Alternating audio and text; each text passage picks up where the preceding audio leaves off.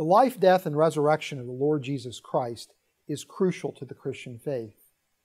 Yet there are some skeptical scholars who argue that Jesus never even existed, that he's just merely a myth created by the early church. This view is known as Christ mythicism. Is this view valid? I'm joined today by Christian scholar Dr. Travis Campbell to help answer that question.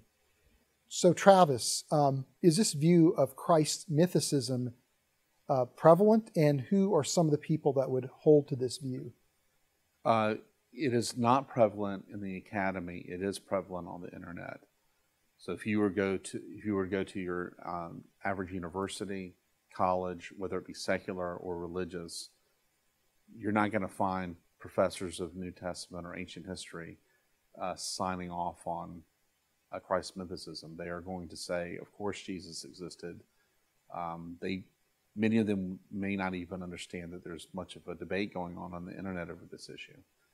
Now, if you do go on the internet, you will find lots of naturalistic or atheistic or skeptical or free thought websites where the person who runs that website or the group that runs that website is saying there are serious reasons to question the historicity of Jesus. Most of these individuals are not scholars. They are smart people, to be sure, maybe even well educated, but they are not trained in New Testament studies, nor are they trained in history. Okay, so really quickly, if one was to hold to Christ's mythicism, what must be true if Christ is truly mythical?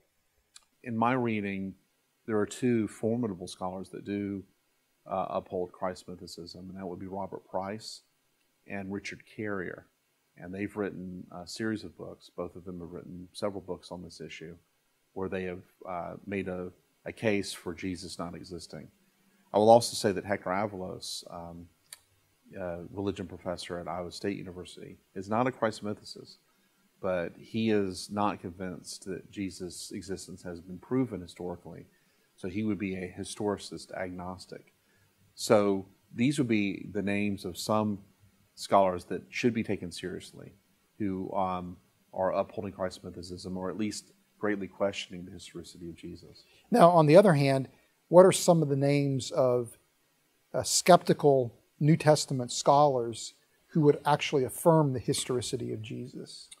Michael Grant, ancient historian, did an assessment of Jesus in the Gospels in the late 20th century, even affirmed things like the empty tomb. Pincus Lapide would not be considered a skeptic, but he was Jewish. He not only affirmed Jesus' existence, but said that Jesus rose from the dead based on the evidence. Despite the fact, according to Lapide, the New Testament is replete with contradictions, mythological material, and so forth. Jeffrey J. Lauder is not a New Testament scholar, but a very bright intellectual who has actually written projects with Robert Price trying to debunk the resurrection, and has not only affirmed Jesus' existence, but has said things like that the burial of Jesus described in Mark has a high final probability. And probably the most famous example would be Bart Ehrman, the famous New Testament scholar from UNC, who has written a lot lately on how much we can't trust about the New Testament. We can't believe that Jesus said this or that or the other. Orthodox Christians put a lot of words on Jesus' mouth, or at least later scribes copying the New Testament put words on Jesus' mouth. And yet he wrote a book a few years ago that I think is excellent, entitled Did Jesus Exist? So the point being then that this view of Christ mythicism is really a minority view among scholars, though again prevalent among internet skeptics. In the next episode, we're going to unpack what must be true for Christ mythicism to stand as a valid model for the historicity of Jesus.